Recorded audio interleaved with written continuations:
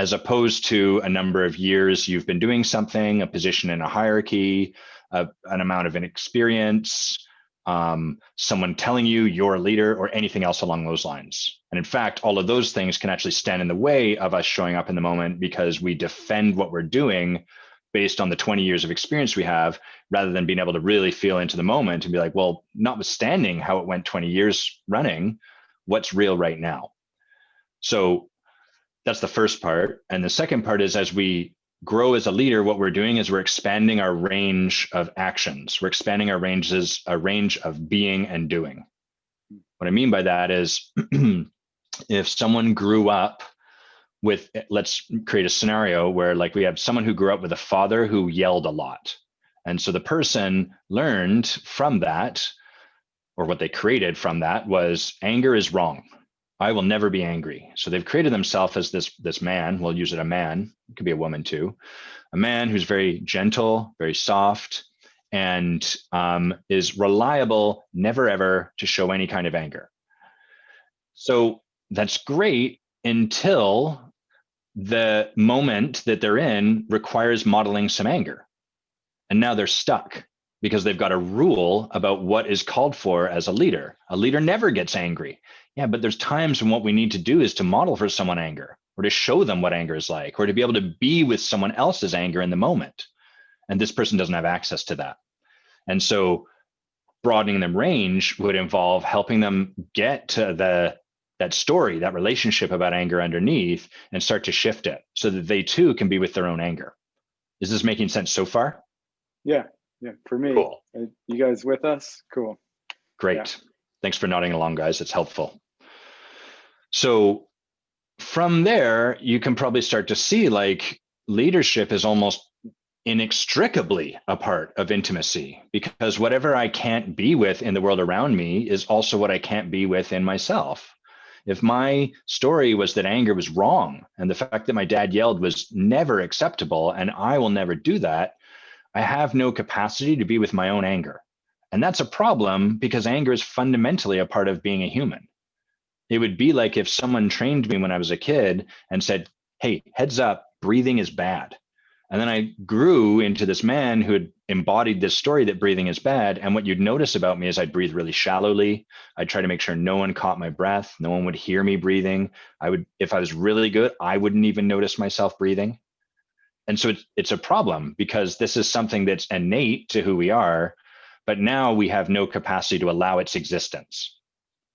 Everyone still with me? Mm-hmm. Great.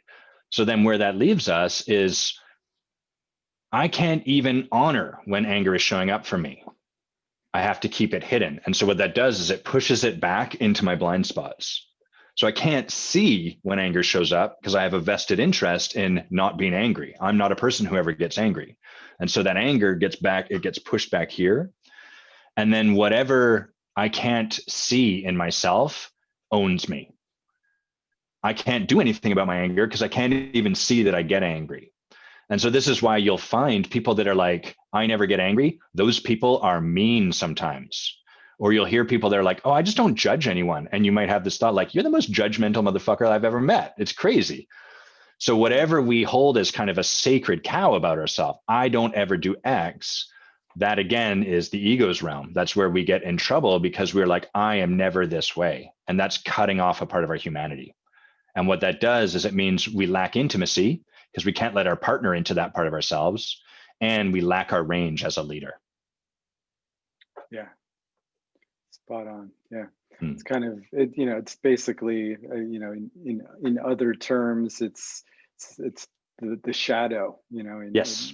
In Jungian psychology, it's like the parts of us that we try to hide, repress, deny, push away, that we deem are negative. And I think this happens a lot in like the culture of like pop psychology and new age spirituality. We want to kind of compartmentalize certain aspects of our humanity and turn them off. Yeah.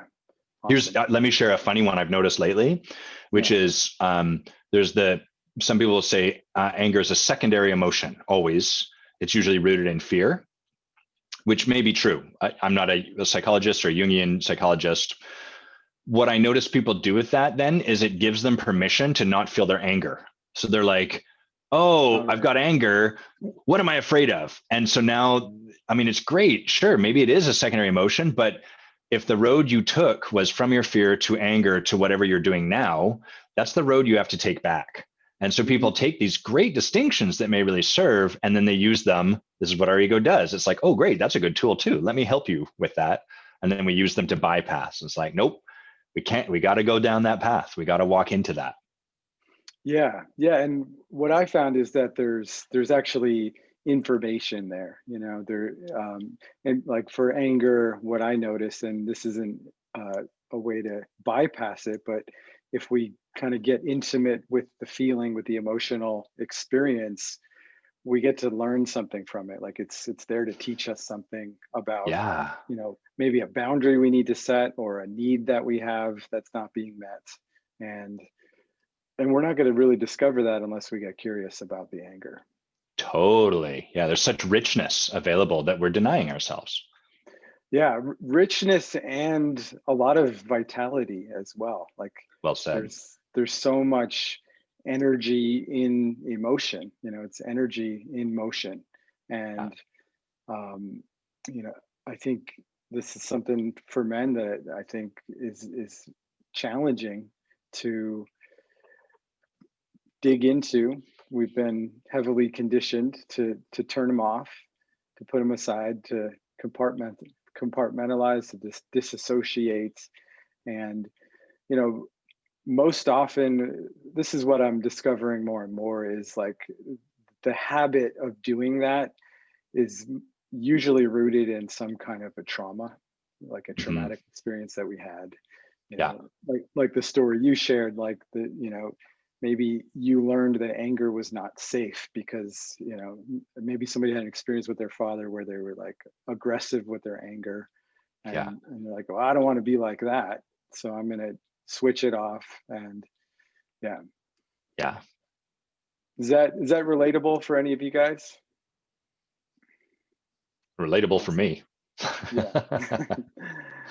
That for me, you know, personally, my in particular with anger, the uh, it's been an emotion that I I've actually had most access to, but not necessarily in a healthy way. You know, Mm, in an explosive way, and most likely because I didn't deal with like smaller resentments in the moment and allowed them to kind of compile and build into right. something that was beyond my control, my conscious control. Anyway, yeah. Um, yeah, so I just want to come back to intimacy and um, you know, what would you say is the role of leadership in an intimate relationship? Like how do you see that playing out in your own life? How do you know, coach people in that department? Hold on. My computer's trying to back up the internet. There we go. I've stopped that. Let me know if I get choppy. Okay. Yeah, you're good right now. So leadership, being a leader in an intimate relationship, how do we show up as leader in that regard? Is that right? Yeah, yeah. Yeah. So um, there's a few ways that I'll speak to this. One will be in terms of just masculine and feminine dynamics. But before I go down that path, I'll just talk about the first place is that the role of leader is to always become where if someone's committed to leadership, they're committed to seeing how can I be more responsible for the experience being created around me.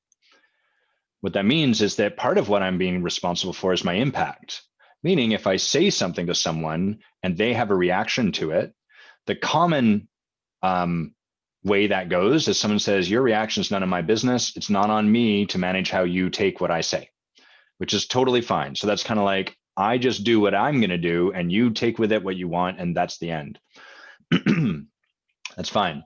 But the leader is committed to something beyond that. The leader is committed to having a particular impact in the world. And so they would sit in that situation. They go, what could I have been aware of over there that might have changed the way I communicated?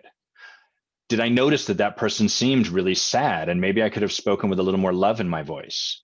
Given that I want to bring this teaching across the bridge to that person, was there a different way for me to deliver it? Was there something I could have been aware of? So we're always looking on our side to see what can I own in terms of what got created, not so that then we have to manage the feelings of the world around us, but just so that we can have the impact we're committed to having to a greater and greater and greater extent. So we always look on our side of the fence first and foremost.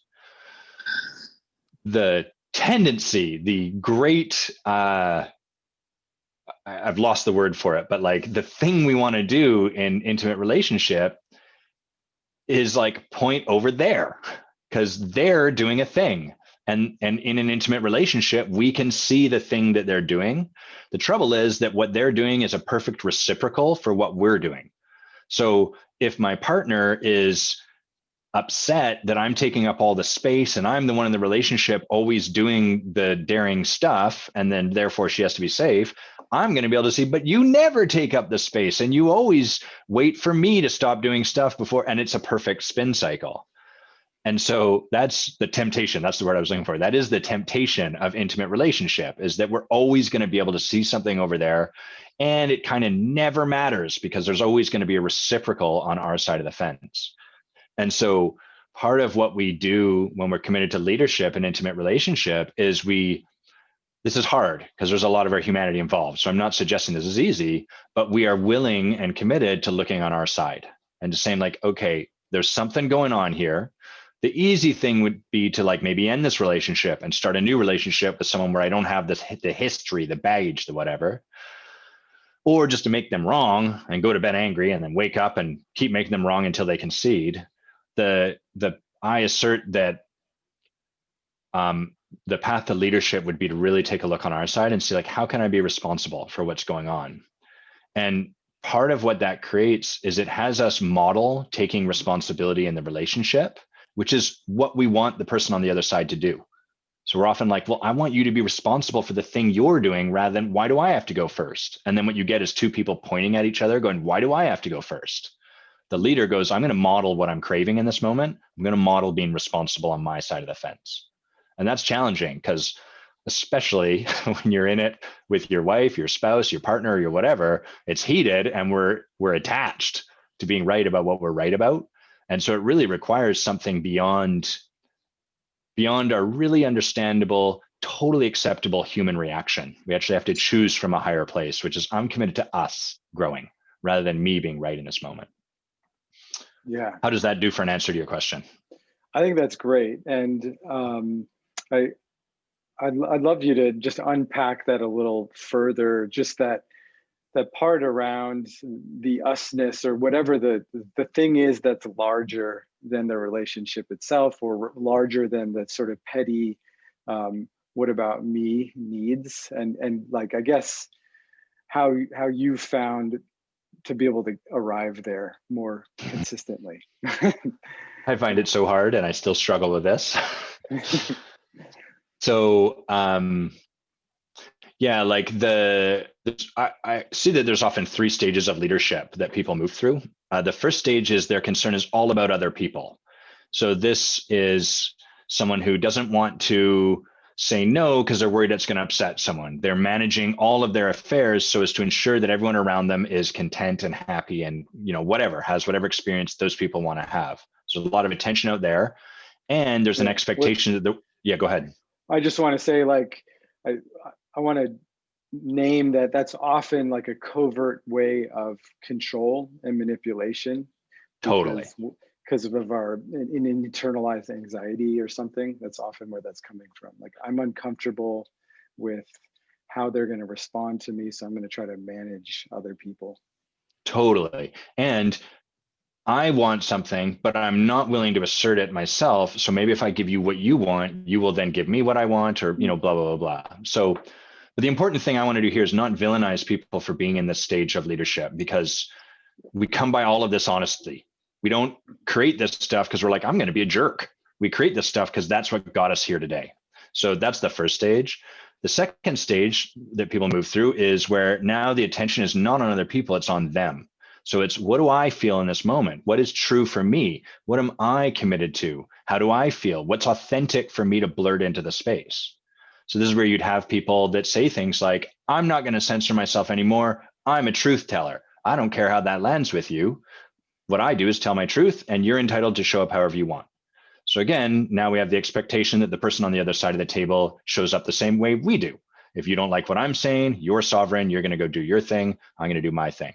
So all the attention's here on us. So this would be like the first stage of leadership in a relationship would be kind of like the man dropping everything so as to ensure that the woman is never upset. The second stage might be that the man's like, I am right about this and I am not letting go of my point. I'm holding it here. You better sort yourself out. Huh. The third stage of leadership is where we become committed to something greater than ourselves.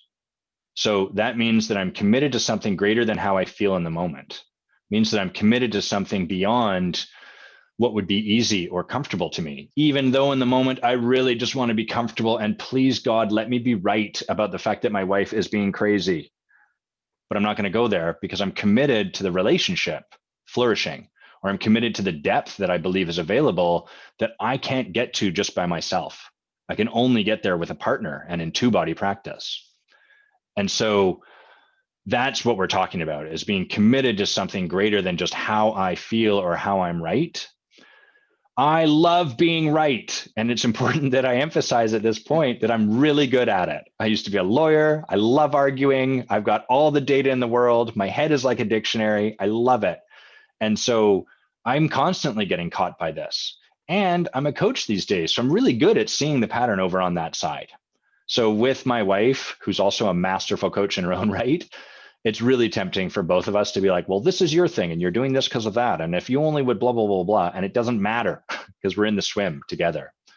And so what I find really supports that is, one, recognizing it, recognizing anything I point to over there, it's going to come right back to me. And that's a way of me getting off the hook. Two, having support structures that are outside of me. So that means things like the tribe. It means things like my coach, things like other men that I'm doing work with that can give me an honest appraisal of how trustable I feel in whatever I'm doing. And then structures, like particular structures that support my wife and I to practice. So we do intimacy practice, like yogic intimacy, where we sit and she tells me how trustable I feel. And that allows us to kind of true each other up beyond how we might feel like being in the moment. Yeah, that's awesome.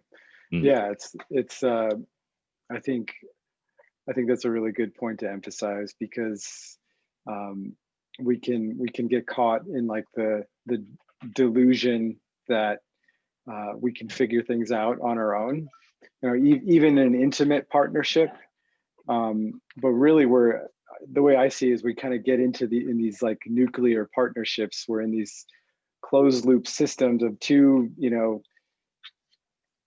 people's stories interacting with each other, and there's no perspective there. There's no way to like see beyond these relational dynamics that have been built and sort of entrenched over time. And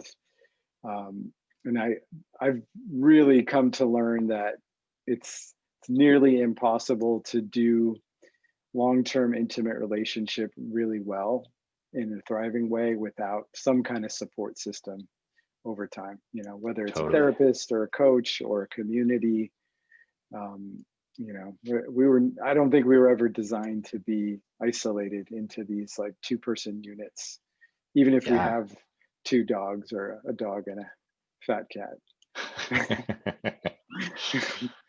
I'm in Yeah, total agreement with you. Yeah, 100%. yeah. And it's hard because I think there's a lot of heavy cultural conditioning around this too. Like we should kind of get all of our needs met within this, like with our soulmate, or you know, if this person is really meant for me, like they're going to be just like the perfect match.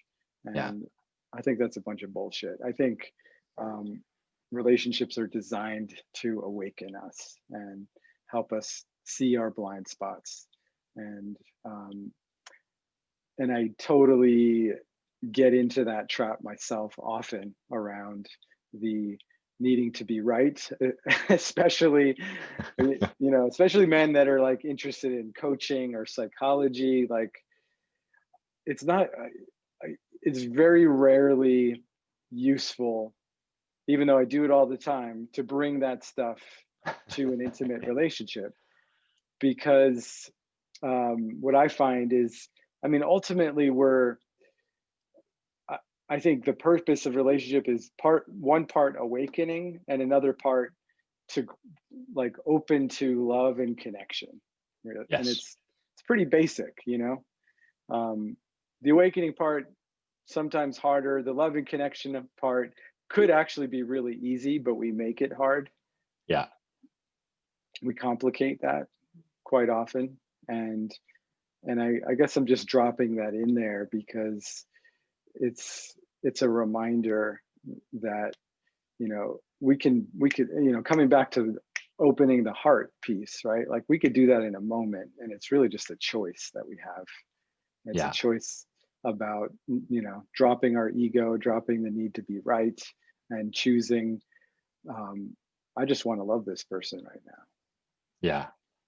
And that can Yeah. look different ways, right? And I'd love for you to riff a little bit on how love can show itself in different ways, and how we can lead from love in different ways in relationship.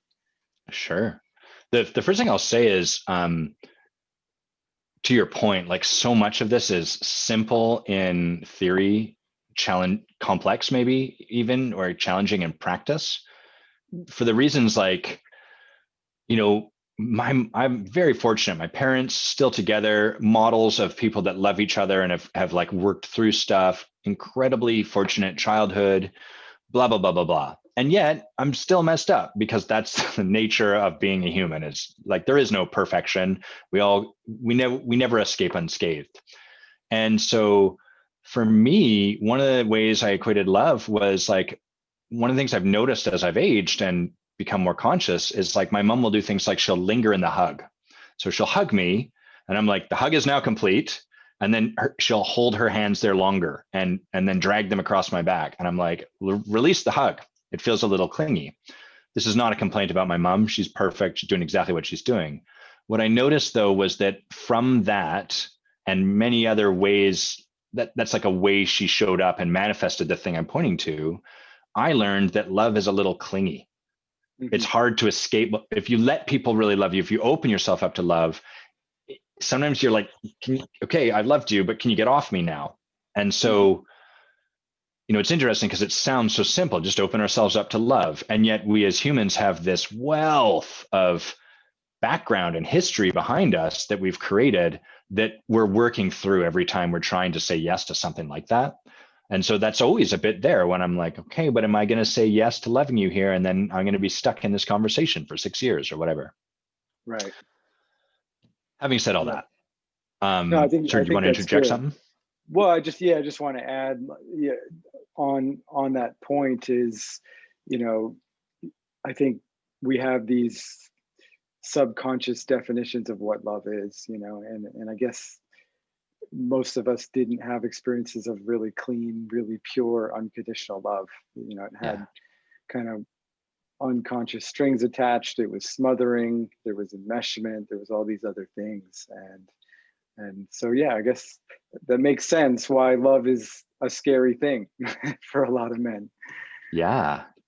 So you said like, what are some examples of loving? And I think the most one of the most fundamental acts of self-love we can do is a deep breath, like giving our body the thing it needs more than anything else. A nice deep breath, especially in those moments when we're scared or tense or whatever, which is one of the reasons I love embodiment practice for men, because we tend to breathe shallow and we tend to have learned to clench, and being in that practice of relaxing and taking deep belly breaths and giving our body all of that is really a practice of, in a subtle and not so subtle way, loving ourselves. So that's the first thing I'm going to say. The second thing that I think is really a fundamental act of love is to truly see another human being. And what that means for me is there's the stuff we're doing on the surface, and then there's who's this person underneath all of that. There's the thing someone's doing that's annoying, like they're telling me all about the wine that I'm drinking at this wine tasting festival. And it's annoying to me because they've talked to me for 30 minutes. But what's underneath that? Who is this person that would have them show up this way? And I could say, hey, I really love your passion. I really acknowledge that in you. I'm clear how much you care about stuff. And that's me getting beyond my reaction to the way they're expressing themselves and loving the person beneath that. When I do this with That's great. people, yeah, and here's the funny thing is I do this with clients at the end of every conversation I have with them, is I love up on them simply by seeing them. So I acknowledge them. And they have a wealth of reactions to it. Like they'll talk over me. They'll say, yeah, that's great. They'll start to acknowledge me back. They'll do all these things like bat away what I'm saying. And what's being revealed in that moment is their relationship to love. So often we got, like you were saying earlier, this relationship to love that's like, if I get loved, it's coming with a cost. They're saying this, so I have to reciprocate it. That's the rule for love. If someone loves me, I have to immediately love them back. I got to say, I love you back straight away. Or, all of these things. And so it's cool because by these really simple practices that we can just put into action, I'm just going to love this person. I'm going to tell them what I think is amazing about them. Very quickly, you start to see, oh, wow, when this person gets love, this is the response that they have. Huh, interesting. Yeah, yeah, that's powerful. So I want to, in a moment, open it up to the group. Just kind of start to create a little interactivity here, and we do have. We are broadcasting live on Facebook. I don't know who's tuned in, but if anybody on Facebook wants to share any questions, I guess you can post them in the comments. I can actually see that thread underneath. I think there's a little bit of a delay on that, but yeah. Yeah, but before we open it up, Adam, is there anything else you want to share on this topic around, intimacy, leadership, personal power, love?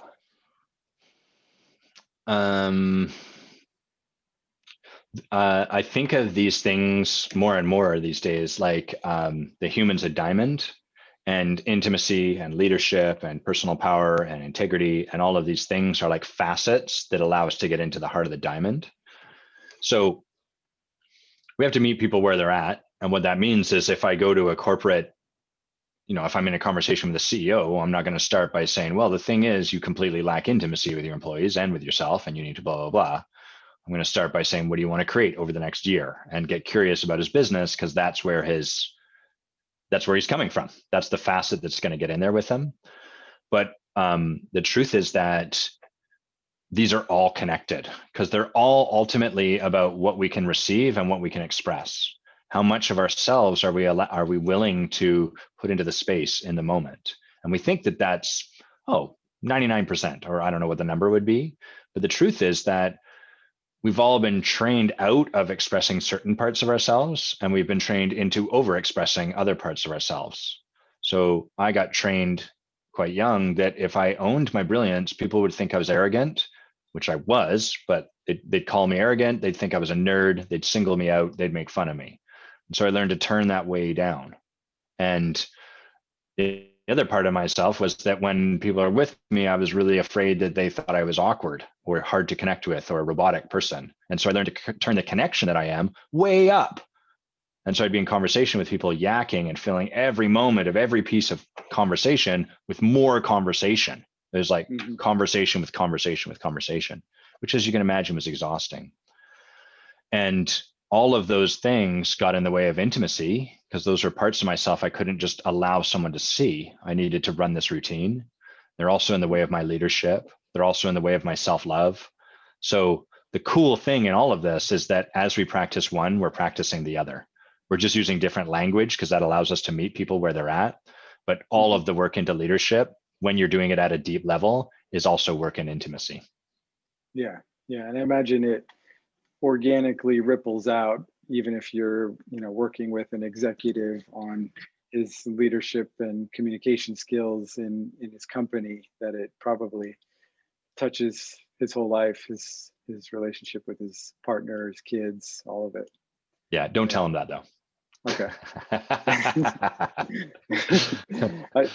I mean, have you noticed that with your clients though? Do they come back to you and say like, holy shit, like I thought we were just doing this, but this is happening. Yeah. Yeah. And usually it starts when people are like,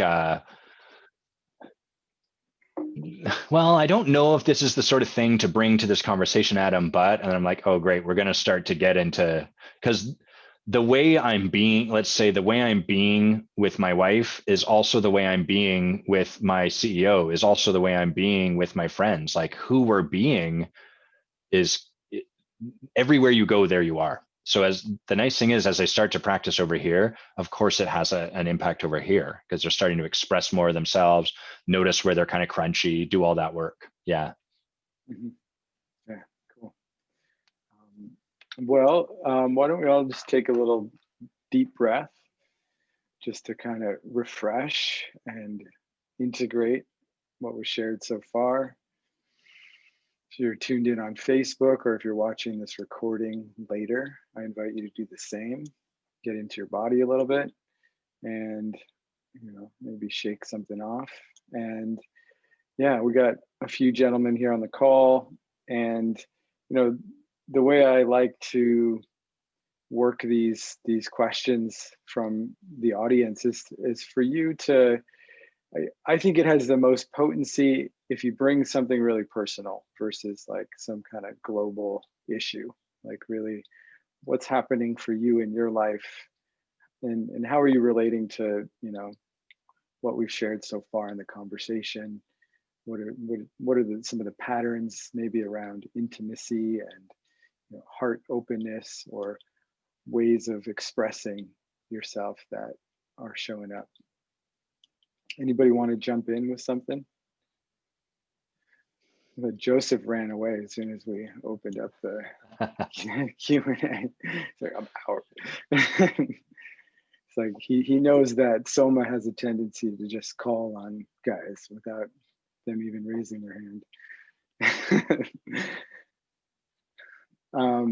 Yeah, Isaac, you got something, man? So, hi.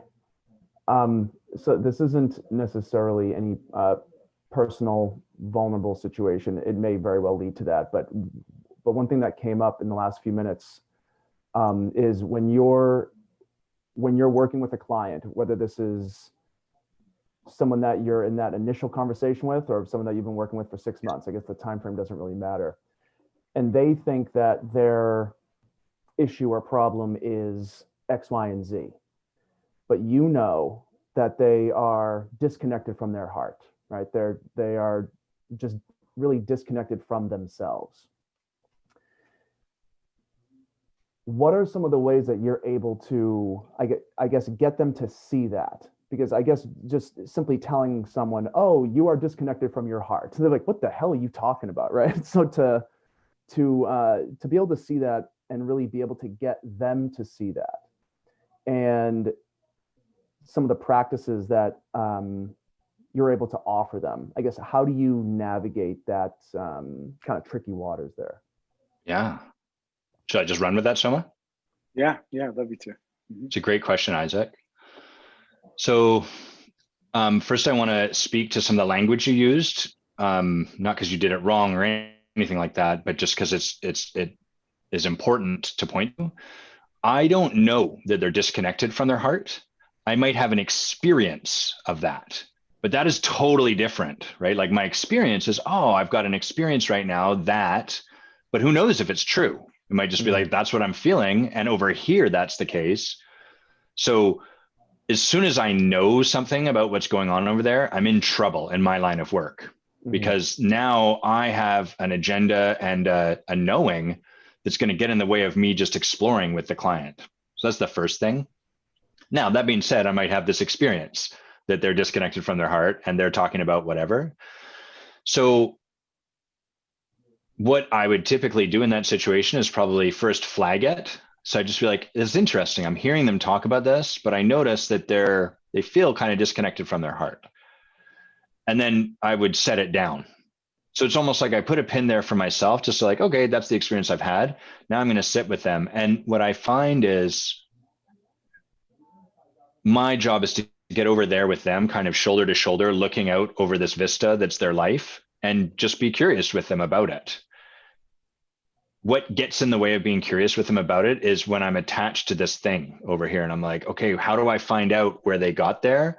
Because then I'm trying to like lead them a bit, but have them also lead in their own life. And then they're going to be tripping over me because I'm in their way a bit. So if I can set that all aside and just be like really curious, first of all, that opens the door for them to be in their exploration. And then there may be a point where they say something like, I don't know, I'm just making stuff up, right? But like, well, you know, Adam, honestly, I don't know if it's even what I want to do. And then I might say, oh, well, that's interesting. Because, you know, my experience as you were sharing about that was you just felt really disconnected from your heart.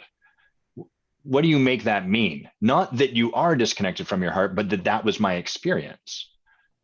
So I'm just sort of noticing if there's a point where it shows up and then getting curious about it rather than being like, here's the thing you need to do. How do we get you there? Yeah. Or the alternative that early on we can do in coaching is sort of like, got it. So they think it's about this, but here's the truth. So I'll just listen to them until they get to the point, which is over here. And then we're not even with them anyhow, right? We're not really connected with them in that instance either. Yeah. So it's like a moment to moment, not even truth, but it's a moment to moment recognition that's just being acknowledged, flagged, realized, and seeing how that unfolds. Yeah. Oh, there's that. Now I'm going to get back to them and be intimate. Because as soon as I'm holding on to this, that's a block to my intimacy because I'm no longer fully present with them in the moment. Mm-hmm. The same is true in our relationships. If I'm like, my wife's doing this thing, now I can't really be present with what's going on for her because part of me is over here fixated on that. Yeah. And actually, if anybody else wanted to ask something, another question came up for me, but I don't want to hog the floor here. Yeah. Why don't you go for it, man? I think we have time. In your relationship, one thing in my previous relationship is I think one of the main reasons of why we struggled in the way that we did is that we didn't have, I guess, structure might be the right word for how we would either argue or a disagreement or some type of conflict, some type of tension, conflict, etc. Since we were talking about leadership, not just in the working world, but also in relationships, what are some of, if you're okay with sharing, that you've done either in your own relationship or maybe even things that you've recommended to other people as far as how to set those agreements or rules or structure for resolving conflict? Yeah, that's also a great question. You're asking great questions, Isaac. Do you want me to go again, Soma? Is there something you would like to say before? I don't want to just answer all these questions. No, I mean, you're the guest, so I want to honor your responses. If I have something to add, I will. Yeah. Cool. Okay. Thanks. Yeah. So let me just check in here. Mm-hmm. I'll first talk about a little bit about like some of the dynamic in my own relationship, because I want to make sure I'm de-pedestaling myself as much as I can moment to moment. So the dynamic I learned in relationship was kind of like, it was very second stage. I was so committed to not being the shithead man. And so what that meant was like, I was very like, okay, honey, like what you need, I will show up and provide that,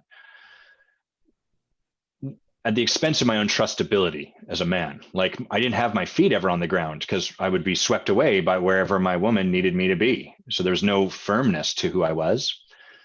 And as I got more into men's work and learned how to like hold my feet on the ground and stay open with more of the storms of the feminine, we could call it, I was like, okay, got it. So my job is to like stay open and to breathe and to like let my woman show up exactly as she's showing up. To the point where there was this moment in our relationship where my wife got really upset with me. And so much to the extent she screamed at the top of her lungs, she ran at me and she shoved me physically. And I brought this to my coach and I was like, telling her, my coach is an amazing woman. I was telling her, yeah, I'm doing this thing and I'm really trying to stay open. And, you know, I'm doing my best and I feel pretty good, but I'm kind of tweaked by it. And she was like, why are you doing that? To which I didn't really have a very good answer. The answer I had was, oh, I'm trying to be a good man. She was like, yeah, is that making a difference? You doing that? Anyhow, started to be like, no, it's not really changing things. Mhm. And she invited me to take a look like at this through the lens of boundaries. She said, like, take a look at them at how, like, what are your yes and no's in relationship with your friends? What is acceptable for you with someone you don't have any kind of romantic relationship with? What would be acceptable? And I was really clear, being screamed at, I'm a no to that. If someone does that, I leave. Absolutely, without any doubt, is it unacceptable for someone to physically touch me? I mean, you can put your hand on my shoulder, you know, but shoving me, that's absolutely not something I'm okay with. And as I started to look at this, I was like, oh, wow, there's like this exception I've carved out here that's different. And so what became challenging for me in that situation was that was a place where I needed to really put my feet down and just be a firm no. Like, not to just stay open and like, I can take it all, but to actually be like, no, we do not shout at each other in this relationship. That is a firm no on this one. So I share all of that. And I'll just add to this, as you can imagine, might be the case, my woman resisted me quite a bit at first. And then as I stood with my feet on the ground and said, no, honey, look, I'm doing this because I love us. And this is where we're standing. Someone has to put their feet down, and I am. She first got mad at me for it and said I was stifling her expression and all of that. But then over time started to realize, like, why am I fighting for a relationship in which we scream at each other? That's not what I want. So anyhow, I share that first and foremost because I want to acknowledge, like, it's been a challenge for me. And this hasn't been something free that I just plucked out of a tree and was like, look, relationship works. Been an edge. The practice I think is fantastic for couples, and I would recommend this to anyone, is one that Soma might be familiar with, called an intentional dialogue. And if you look up on the internet, Harville Huxley is that, such a weird name. Harville Hendricks. I always get his name wrong. Thank you for correcting me. Harville Hendricks. Yeah. It's always Huxley for some reason. No wonder I think he has a weird name. Still like a weird name. That's the LSD guy, I think, the Aldous Huxley, right? Oh, that's right. Yeah. You've got me. Yeah. So I'm combining. So Harville Hendricks, thank you, Soma. Brilliant therapist. And he has a process called an intentional dialogue. I recommend looking it up because you can find it written out. It's very clear. Okay. The way that this is based on is that most of the conflict in relationship arises because we don't get left feeling gotten or heard. What we get is I say something, my partner repeats the words, or maybe doesn't. They respond from their own position. And then I'm like, well, but you didn't hear what I don't feel heard. And when we don't feel heard, we become the expression of not feeling heard, which tends to be yelling, saying it louder. And when that doesn't work and we still feel unheard, we tend towards acting out or sabotaging people or undermining them or taking shots at them, all of this stuff. So the intentional dialogue is a very structured way that you can sit with your partner and have a dialogue that ensures you both get heard. It's very structured, which at first can be annoying for people because they're like, but I want to just express myself. The whole point is, by creating a structure, we have a way to safely be heard. And we can actually express whatever's there on our heart. Even, I resent you for doing this. And the partner just gets it. And what I find is that container, that structure is miraculous. Most of us have a lot of resistance to it at first because we're like, I don't want to tell my partner I resent them, which then keeps it hidden because we do, because that's the nature of relationship. We build friction. And when we don't address that, we build contempt. And then contempt builds up like scales on a kettle. And so this process allows us to start to express what's there and have it heard. And the partner's job through this process is not to fix it for you, not to apologize for it, not to do anything, but give you the experience that they've heard you and that they really can empathize with your side. And when that happens, holy fuck, it's amazing what it changes. So I really recommend checking that structure out. It's really incredible. Harville Hendricks. It may, I'm not sure if it's It may also be known as imago dialogue. That as well. Yeah. Yeah. So you could, if you don't see it under intentional dialogue, try imago, IMAGO. And I think the book that they've written is like Getting the Love You Want, I believe. Yes. So Yeah. that's a really good relationship book for sure. And it's valuable. You know, it's like, I know some of you guys are kind of into like, you know, David Data style intimacy work, which is a little bit more like third stage, where, you know, you're playing in a different realm. You're playing more into that realm of sacred masculinity. But these are just like really solid foundational kind of second stage relationship tools that every relationship should have to be a healthy, sustainable relationship. Yeah. And who was the LSD guy? I'm interested in that too. Aldous Huxley, I think he's like the godfather of LSD. Uh-huh. Yeah. Yeah. Cool. Well, we got about 15 more minutes. So I want to open it up if anybody wants to ask Adam any more questions. Darren. Yeah. Adam, thank you very much. I mean, this has been incredibly informative. You know, as you were talking earlier, I really understood the first, second, and third stages of embodiment, I guess you could say, certainly in a relationship. And I was married for about 5 years. And I think through that relationship alone, I hit all 3 stages. And of course, there were many, many aspects that I didn't actually get to, right, in terms of boundary setting, the things that I want, the things that I desire. And so I just wanted to point that out. But at this point, like, you know, I'm living heart-centered, and it's this overwhelming passion, this fire that's there. But I need to continue to get consistent with structure, and so I can, you know, get further into purpose and the things that I really want to achieve. So I was wondering if you had, from your experiences, any tips or tools or strategies to help build a stronger container around that fire. For yourself? Yes. Or things that worked for you or for others that you've coached. Yeah. Yeah. May I ask you a few questions first? Please. So are you actively like doing men's work with other men, stuff like that? Anything like that? I'm engaged with this group. I'm just doing a lot of reading. I'm doing gratitude journals, my own journaling. I'm an actor by trade, so I'm really cool. Do you do like in being engaged with this group, do you ever like sit and practice, like for example, an ego eradicator or like breath work with other men or anything like that? I haven't, other than, you know, one time at least with Soma through his direction. Okay, great. So often I would say our relationship to structure is reflective of our relationship to the masculine. And so for me, my relationship to the masculine was, I don't want to reveal myself to the masculine because what will be pointed out is how I'm not adding up, how I'm not showing up. And so consequently, I would resist the masculine, just like I would resist structure.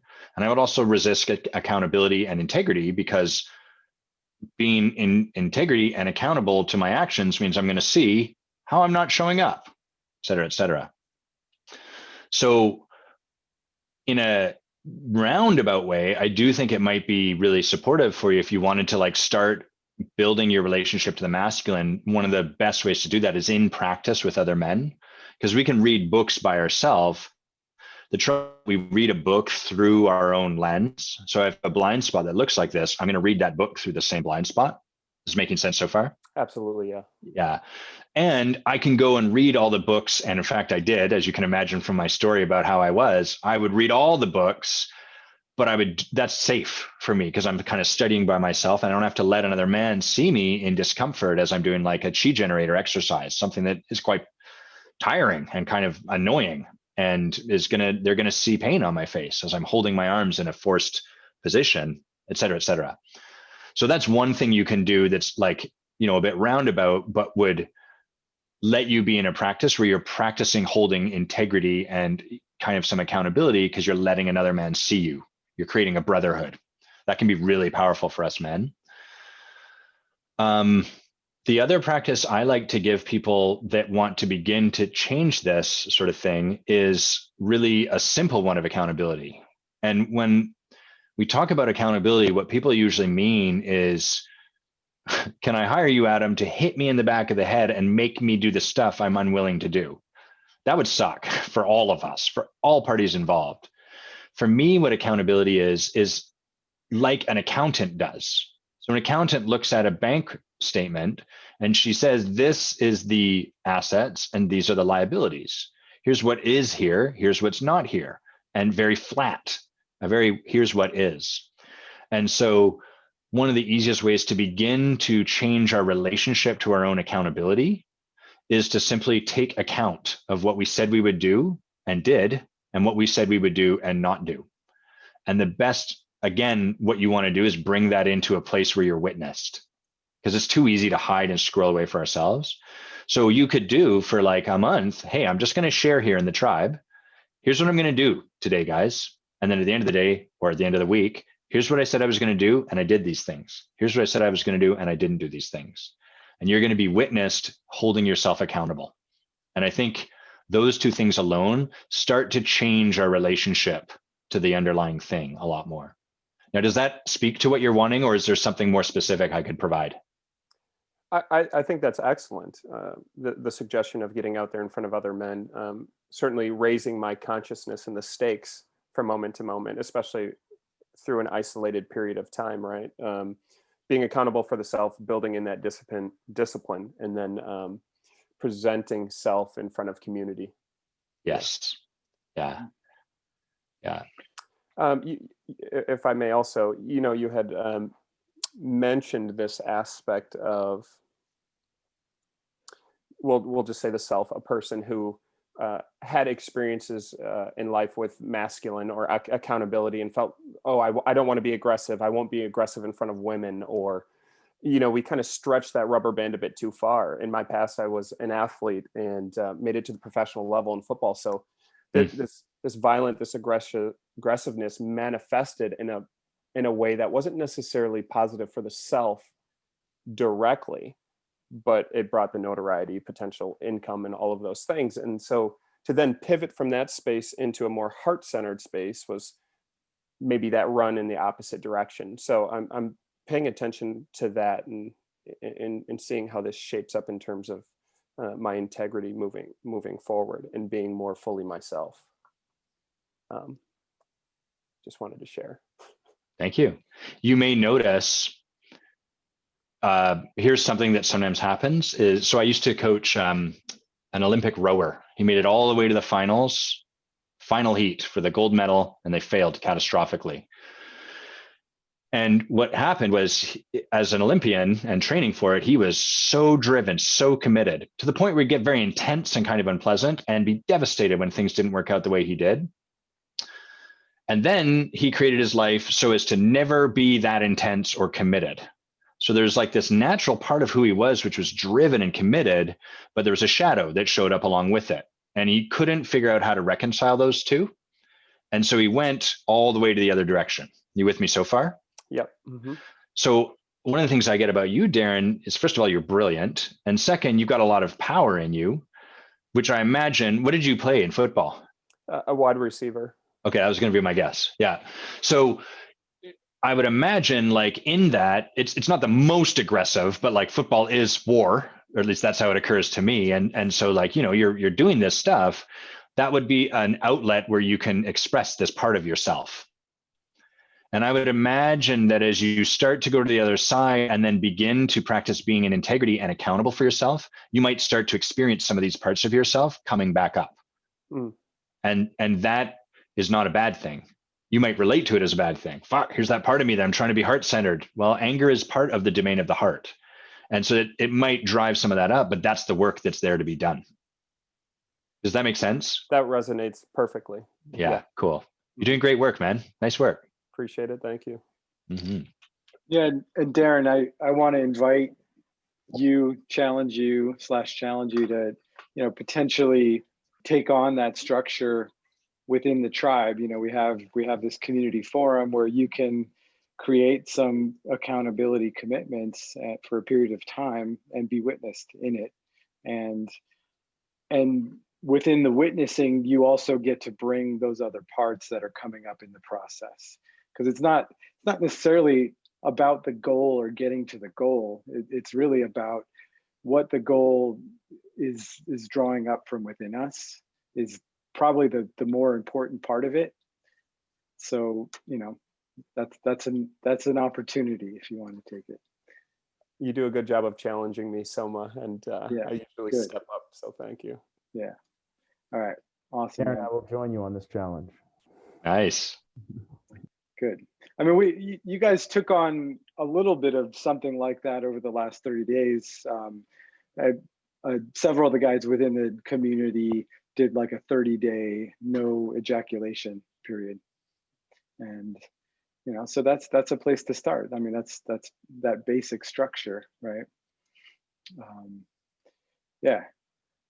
So Joseph, would love to hear from you if you have something. If not, that's cool. I think we might have gotten a couple questions on the Facebook page too, but I want to prioritize the men that are here.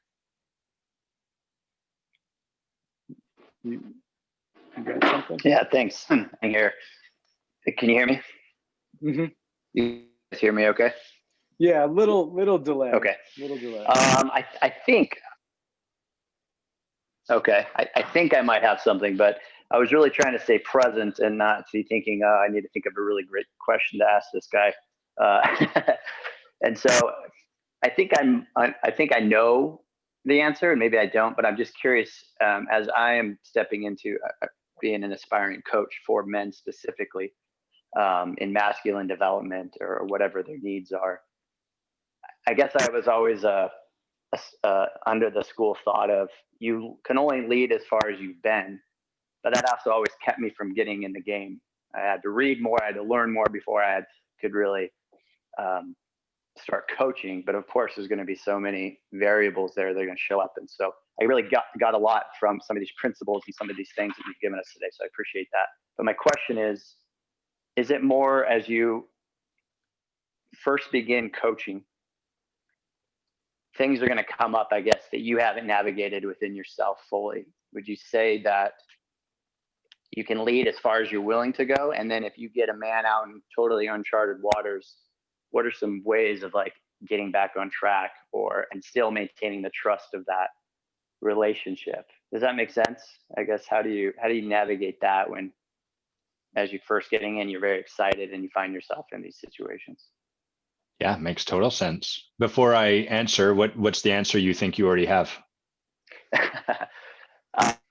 Well, I'm thinking about this, third stage leadership, and remembering that I'm here and with an open heart, and I'm already leading from a place that's bigger than me, right? And as long as I hold that, that'll probably best inform me intuitively in the moment of what to do.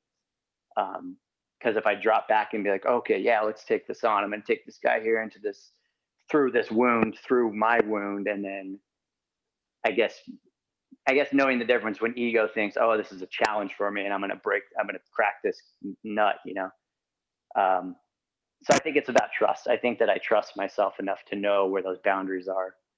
But I'm just curious if you ever ran into that, and if that does show up for me, what are some ways of keeping the integrity of that relationship? Yeah, great question, great answer. I run into that all the time. So I'll lay out a few. So is it okay if we go just a few minutes over, or is this a hard stop? No, I'm totally good with that. Yeah. Okay, great. So I'll lay out a few principles and then speak specifically to what you're asking about. I assert that a coach's job is to be a work in progress and progressing in their work. So what I mean by that is that as coach, so many people try to sell a finished product. I used to be afraid, but now I'm never afraid. I used to have a hard time with this, but now I'm never. Here's that time yesterday when I was vulnerable. There's no vulnerability in the post now, but never mind that, because I was vulnerable back then. Our job as coach, really as leader, is to be like not finished. Meaning if I'm showing up and I'm afraid, my job is to actually own that I'm afraid. That's the model of the being of leader and coach. So we can do that everywhere in our life, and certainly with our clients. And in fact, it's one of the best gifts we can give our client, like I was sharing with Isaac earlier. Oh, I noticed that it occurred to me like you were disconnected from your heart. Or maybe even more specific to what I'm talking about, I could be like, huh, my wife says this to her clients sometimes. She'll be like, I noticed as you were talking, I started doodling a dog on my notebook. Why do you think that is? Which is a hilarious question. And it's so honest, right? It's so disarming because she's not making them wrong for it. She's just noticing what's going on and trusting that, which is the hard part. So she's a work in progress. We're all a work in progress. And our job is to be willing to share that. And then the part where we're progressing in our work means that we are working with teachers and coaches. So many people just sort of like slit their wrists and are like, look at my intimacy. And you're like, yeah, I know, but you've been saying that for the last 2 years. You're not moving forward. And so we need to be, the metaphor I like of coach is that we're, me and my client, you and your client, whoever, we're climbing. It's kind of dark. It's a full moon out, but we're climbing over rocks near the ocean. And I'm just like a half step in front of them. And I'm sort of scrabbling with them. And I'm like, whoa, watch out for that step. And I might slip a little bit. And then, but I'm giving them that sort of, hey, where do you think we should go next? And we're in this together. So that's a little bit, gives you sort of the base, the foundation for who we be, how we show up. And then specifically for clients when they're in uncharted waters, well, the magic of this work is you're going to get clients that come to you that are either up for the breakthrough you just had or about to have. And they'll often drive you nuts because you haven't yet created the breakthrough. You're like, why don't they just do things this way? But the reason is because here's the breakthrough and you're coming at it from the other side that they are. So for example, if I'm up for a breakthrough in connection and the way I'm resisting connection in my life is I'm talking way too much, I will probably get clients that both talk way too much, but also clients that talk way too little and keep super quiet. And we're both up for this breakthrough. And I'm going to be like, start talking more, which then isn't really the thing to do. So having said all of that, the thing is that you don't really have to worry about much of this because when the client's in uncharted waters, what you get to do is go, I don't really know where we're meant to go from here. What do you think we should do? So you just always give the reins back to the client. You're literally shoulder to shoulder with them looking forward. And you might say, it seems like we've been going around in a circle for the last 30 minutes. Do you notice that? Yeah, okay. Should we keep doing that? Or is there something else we should talk about? So it's actually, coaching is in theory, I guess, so easy. It's one of the easiest things we can do, but in practice, it's so hard because all of our stuff gets in the way of letting someone else lead. Yeah. Yeah, well said. Yeah, I think, I mean, I'd love for you to start stepping into some practice with it, Joseph, somehow, somewhere, offering your services, and because that's the only way you're going to learn. And one hump that I'm still working through as a coach is this tendency to want to like rescue my clients, have like kind of a codependent relationship with them. Like, oh, if they don't have success, it means something about me. And that's, it's something that I imagine is pretty common, especially if you're kind of like the wounded healer archetype in a way. So, keep an eye out for that one. You're a coach too, Isaac, right? Yeah, I was just about to say to Joseph that sounds like we're on a very similar path, and I didn't know that about yourself. So maybe we should link up outside of the group just to hear from each other of what's going on, what we've done thus far, and what our plans are, and things of that nature. I would love that. I would love to support you in that and have some support in that. Of course, brother. Just to throw that out there too, so much, since we didn't meet today, but I did. I finally took that step, so I have taken on a client that I'm seeing once a week. So congrats, man. Congrats. That's why I asked. Yeah, it's very exciting. Nice. So I'm celebrating that, and so thank you guys Awesome. for everything. Yeah. So I'll leave this up to you, Adam. If you want to wrap up, we can. Or we did get a couple questions on the Facebook page. You have a Let's take few more them. minutes? Yeah. Yeah, let's do it. So let's see, from the same gentleman, Michael Page, we've got two questions that are somewhat related. How do you help guide someone toward self-awareness, and how do you become more self-aware? So these are helpful, and I think I want to acknowledge, and I imagine this is probably where he was coming from in his questions, is you have a really high level of self-awareness, just your ability to just like really cleanly name these patterns that you've witnessed in yourself time and time again. I think that's really powerful. So yeah, what's your answer to that? Well, thank you for that acknowledgement. I appreciate that. So the